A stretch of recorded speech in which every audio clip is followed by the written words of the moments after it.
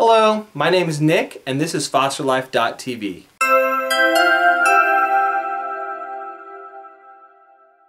Today I want to talk to you guys about why Louie and I decided to get into foster care. More specifically, foster adoption. We have to go back a couple years and into the bedroom. Don't worry, gonna keep this G. We were trying to grow our family and it just wasn't working for us. So we started looking into the alternatives, and we initially started looking at private adoption and international adoption. But both those are way too expensive for us, and it just wasn't really meshing with either one of us.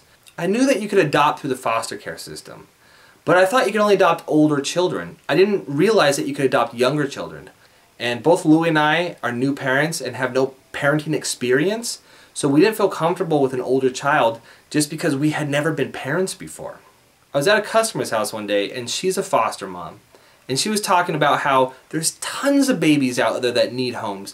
Tons of them that need permanent adoptive families. And this was something that just blew my mind. I didn't even know that. And it makes sense because if older kids get taken away from their parents, younger kids do too. So they need foster parents for every age group. So I started doing a little bit of research, and I discovered that there's something called foster to adopt.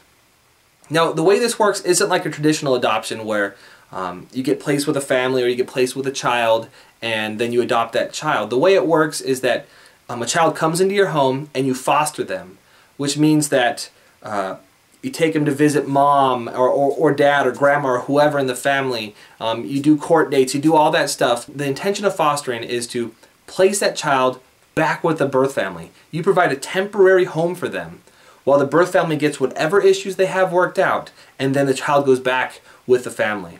But when you foster to adopt, you basically take in children who have a high likelihood of not being able to go back home for whatever reason.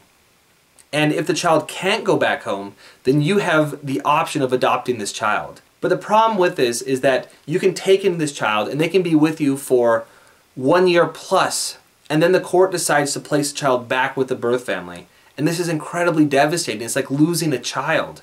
And that's what makes foster to adopt so difficult, is that you can have this child as part of your family and you think it's going one way. You think it's moving towards adoption, and then all of a sudden out of the blue it doesn't. And your whole life is turned upside down.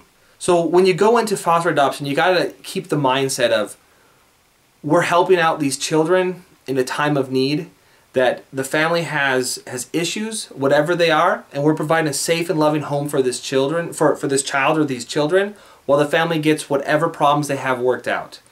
And if the family can't work them out, we are looking to adopt, and we would love to adopt. And if we can't, that child goes back with the family, and that's okay too.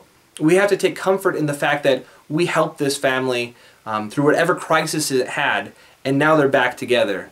It's very hard to do, because like I said, this child becomes part of your family. But it is the mindset we have to keep, because if you don't have that mindset, a lot of people, they get into it, they have a child placed with them, and then it gets taken away, and then they're done. They're done with this because it's not something they expected. And you have to expect that going into it. And we've had it happen to us, and it was something that we really dealt with. It was difficult for us. So that's a little bit about how foster adoption works and why we decided to get into it. If you have any questions or comments, leave them below, or you can ask us questions at FosterLife.tv. Catch you next time.